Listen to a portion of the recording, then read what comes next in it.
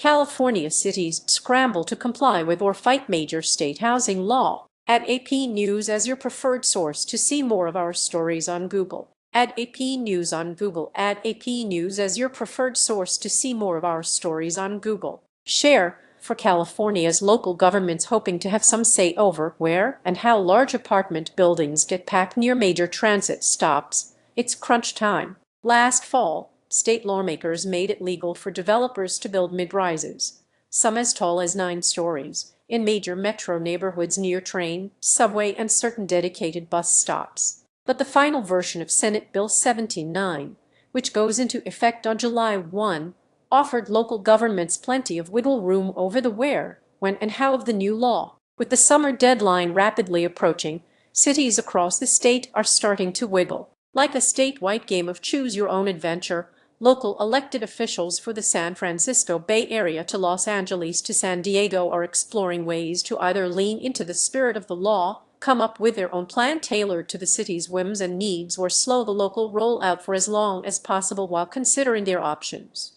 Those that do nothing will be forced to accept the transit-oriented rezoning prescribed by state legislators. Los Angeles opted for a strategy of maximum delay last month when the city council voted to overhaul a portion of its zoning map in order to buy itself a few more years of planning time. The move took advantage of a set of escape clauses written into the state law.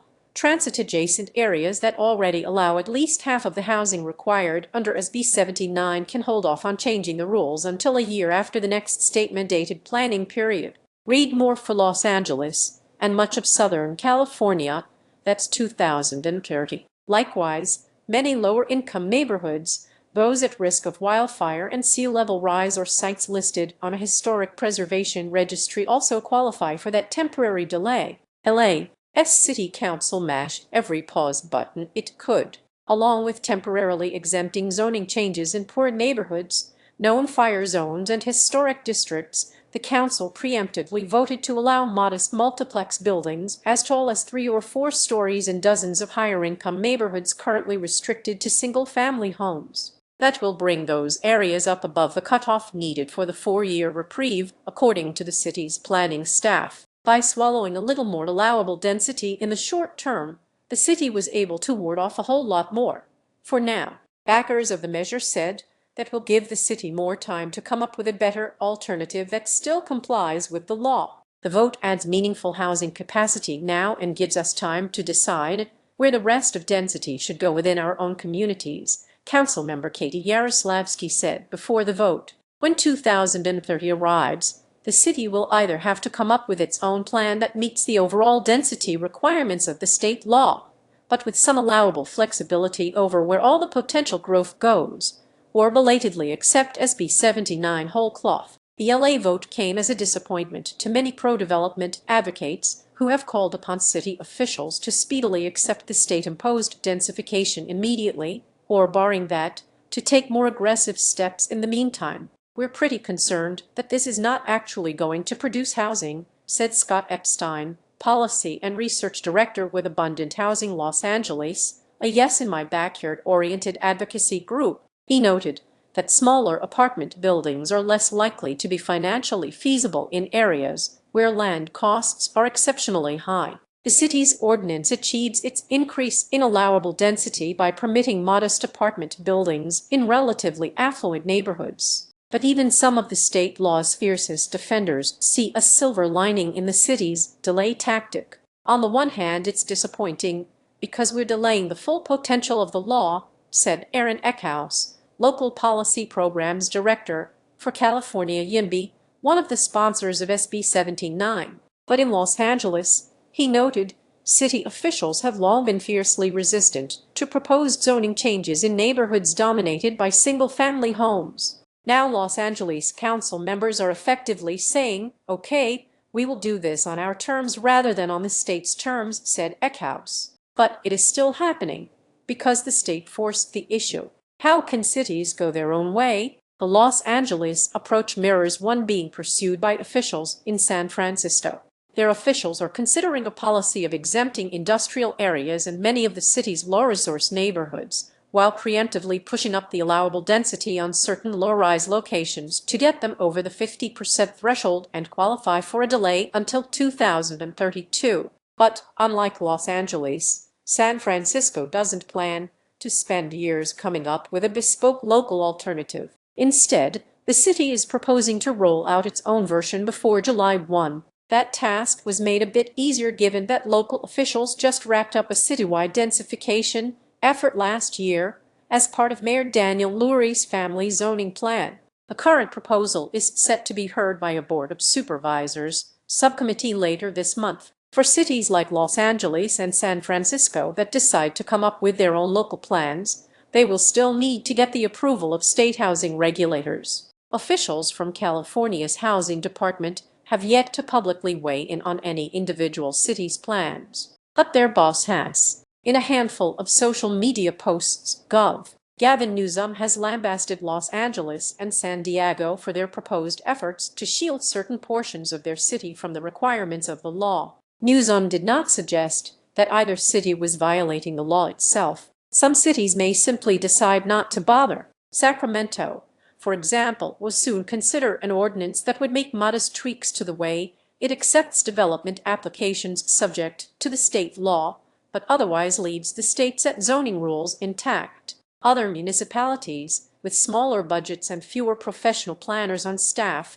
may not have much choice but to accept the requirements of the state law, said Jason Ryan, a lobbyist with the League of California Cities, which opposed the bill when it was working its way through the legislature. Ryan said that some cities are still scrambling to understand the basics of the statute, such as how it applies to future transit infrastructure or how the law defines distance from a transit stop. If you're a planner trying to come up with an alternative plan authorized by the law, you don't have the information needed to even get started, said Ryan. He said he is urging state lawmakers to consider extending the July 1 deadline. No one has taken him up on the idea yet. A matter of urgency in Oakland, the decision over whether to delay or accept the state upzoning has played out at the neighborhood level. Last month, the city's planning staff proposed an ordinance to take the full suite of possible delays in order to buy time and develop an alternative plan.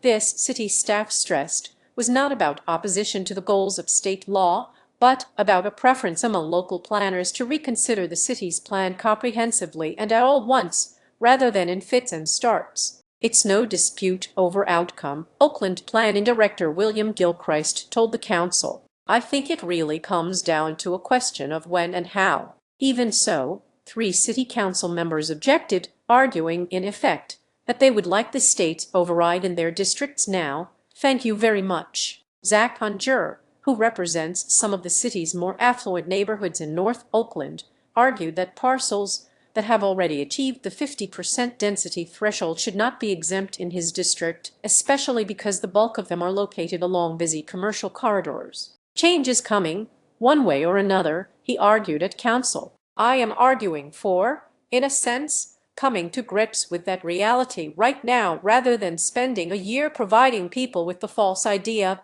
that we can somehow exempt ourselves from state law. 2 other members, Charlene Wang and Ken Houston, who represent some of the low-resource neighborhoods entitled to delay, also wanted to adopt the law in their districts now. In an urban area like Oakland, we should be far exceeding the density minimums in state law, said Wang.